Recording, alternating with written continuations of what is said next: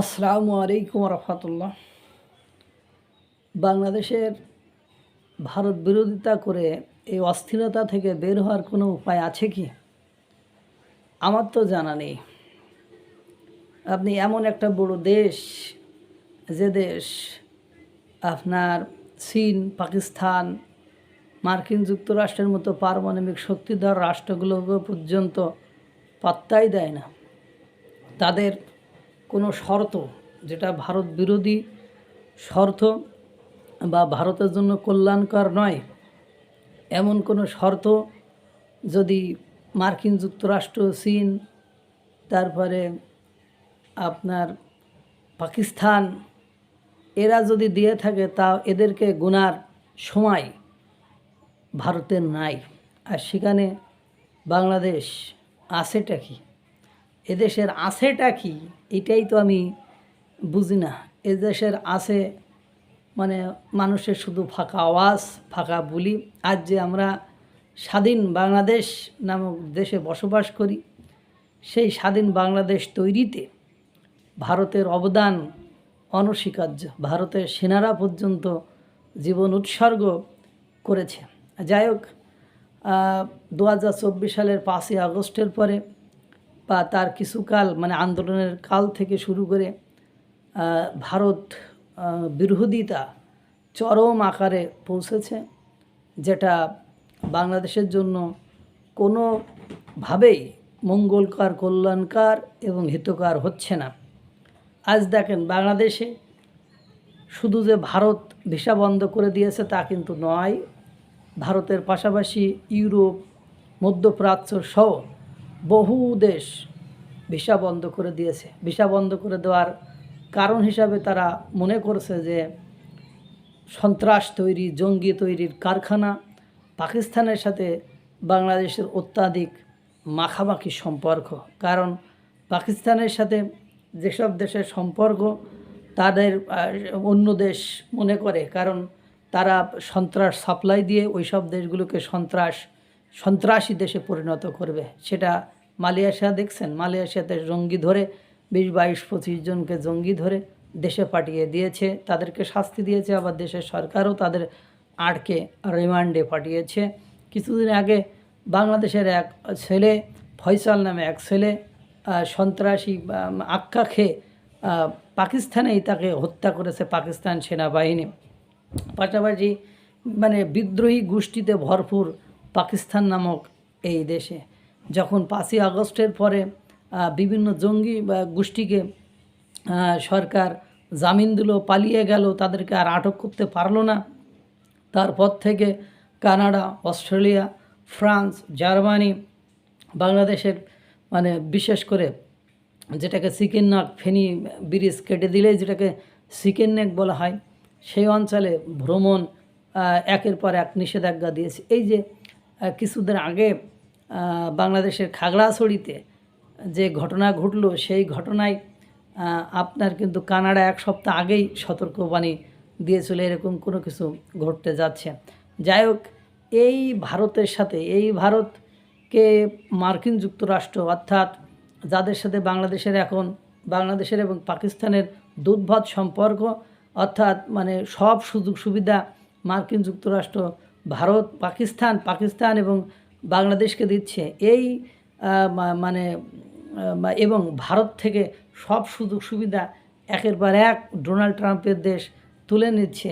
এই ভারত সাথে বাংলাদেশের কি কি সুযোগ সুবিধা আছে বা নেওয়া দেওয়া হয় সেটা আপনারা জানেন। এই যে চাল বন্ধ করে দিলে চালের মূল্য বেড়ে যায়, আটা বন্ধ করে দিলে আটার মূল্য বেড়ে যায়, কাঁচা তরকারি মানে বন্ধ করে দিলে কাঁচা তরকারি বেড়ে যায়, আদা, রসুন, পেঁয়াজ সাপ্লাই বন্ধ করে দিলে এগুলোর মূল্য বেড়ে যায়। কিছুদিন আগে চালের মূল্য বেড়েছিল, সেটা ভারত আবার চাল ফাটানোয় সেটা কমে গিয়েছিল। এখন আবার ভারত চাল দিবে না, আতপ চাল দিবে না বলে জানিয়ে দিয়েছে অর্থ উপদেষ্টা, সেটা প্রচার করেছে। পাশাপাশি ভারতকে উত্তেজিত করতে যে বাংলাদেশ বিভিন্নভাবে উত্তেজিত হয়ে যাচ্ছে, বিভিন্নভাবে হয়রানি, বিভিন্নভাবে বিপদের সম্মুখীন হচ্ছে, তারা কোনোভাবে সেই বিপদগ্রস্ততা থেকে, সেই বিপদের হাত থেকে রক্ষা পাচ্ছে না, সেখান থেকে বের হতে পারছে না। এই যে গত দুদিন ধরে 21 টিভি বা নিউজে একটা সংবাদ প্রচার হচ্ছে, সেটা হলো যে বাংলাদেশে নাকি 2 লাখ কোটি টাকা মানে ভারত জাল নোট ছাপিয়ে বাংলাদেশে সুন্দর করে সাপ্লাই দিয়েছে। এমনভাবে এই জাল নোটগুলো নাকি তৈরি করেছে, সেটা ব্যাংকের যে মেশিন, মানে মানুষ তো ধরার কোনো সক্ষমতা তৈরি করতে পারছে না, এমনকি ব্যাংকের যে মেশিন, সেই মেশিন পর্যন্ত ধরতে সম্পূর্ণরূপে ব্যর্থ হচ্ছে। এই টাকা তারা বিভিন্ন কাজে ব্যবহার করছে। আর আপনি জানেন, মানুষ হলো কিছু কিছু মানুষ আছে যারা টাকার কাঙ্গাল, টাকা দিলে তারা অশান্ত দেশ করতে প্রস্তুত থাকে। এটা শুধুমাত্র যে ভারতের কাছ থেকে টাকা খেয়ে তা নাই, অনেকে আছে মার্কিন যুক্তরাষ্ট্রের কাছ থেকে টাকা খেয়েও এটা করে।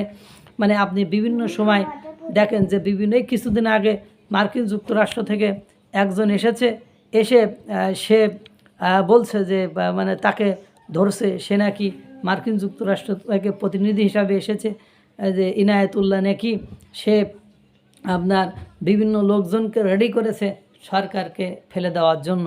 দুর্ভাগ্য হলো সত্য যে এই ভারত 2 লাখ কোটি টাকা মানে সাপ্লাই করেছে, যে টাকা মানে জাল টাকা। এই জাল টাকা বাংলাদেশে যখন ছড়িয়ে পড়বে তখন অস্থিরতা, মানুষের মধ্যে কেওয়াস, মানুষের মধ্যে ঝুট ঝামেলা লেগেই থাকবে।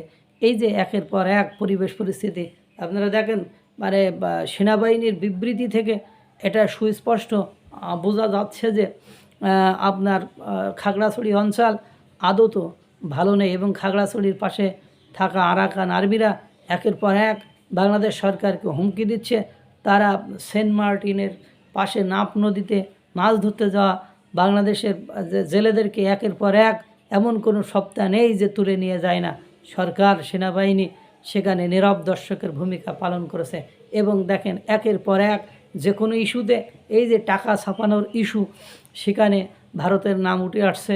এই যে আপনার খাগড়াছড়ির ঘটনাতে অস্ত্র সরবরাহ করা, টাকা দেওয়া, মানে তাদেরকে মানে বিভিন্নভাবে সহযোগিতা করা, প্রশিক্ষণ দেওয়া, সেখানেও বাংলাদেশের পাশে খাগড়াছড়ির পাশে থাকা মিজোরামের কথা উঠেছে যে তাদেরকে সেখান থেকে প্রশিক্ষণ দিয়ে অস্থিরতা তৈরি করার জন্য পাঠিয়েছে।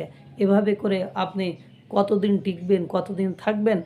কারণ প্রতিবেশী ইচ্ছা করলে, আর প্রতিবেশী যদি শক্তিশালী হয়, ইচ্ছা করলে আপনাকে লণ্ডভণ্ড করে দিতে পারে।